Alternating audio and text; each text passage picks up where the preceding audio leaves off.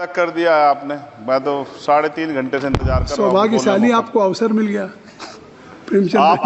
आप चेयर पे बैठे और अवसर ना मिले, ये तो फिर ये तो बहुत धन्यवाद। आप तो नए मेंबर्स के लिए अवसर पैदा करते ही हैं सर। इस तक सदन की कार्रवाई बढ़ाई जाती है। आपकी स्पीच तक सदन की कार्रवाई चलेगी। 6 बज रहा है।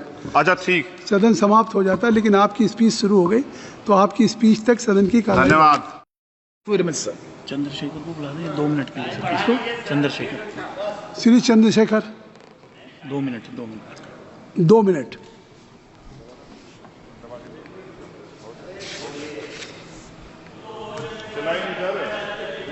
हो गया, ऑन हो गया। हाँ बोले। माननीय सभापति जी, आखिरी तक कर दिया है आपने।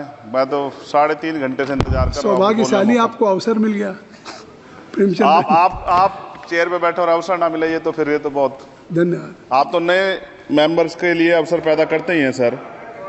सबसे पहले तो मैं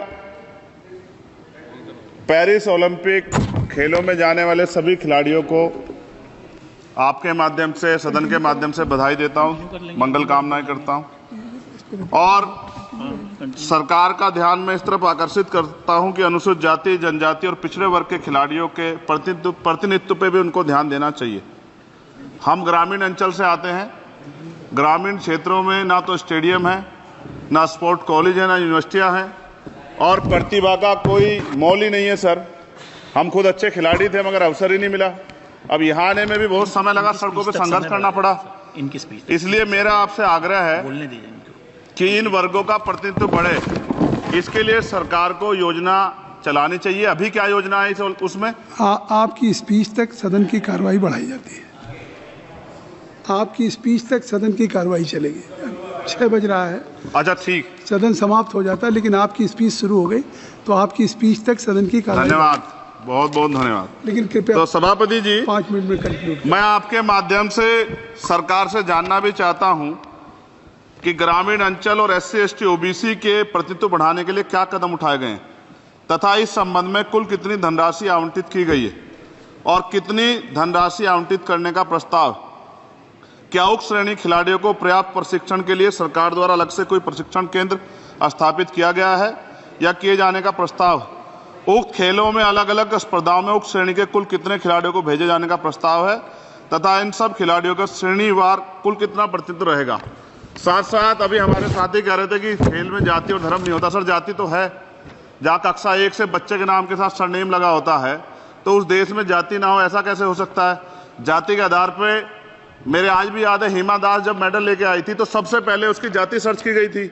और वंदना कटारिया एक ऐसी बच्ची है, हमारे उस हॉकी प्लेयर, इतना अच्छा प्रदर्शन किया, फिर भी उसके घर के बाद जो है सर उसको बेइज्जत करने का प्रयास किया गया।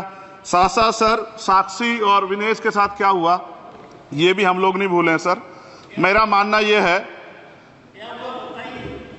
आप दादा आप बीच में, nothing will go on record. माने और छोड़िए, आप मेरी तरफ देखिए। मैं जिस क्षेत्र से आता नथिंग विल हूँ, गो ऑन रिकॉर्ड।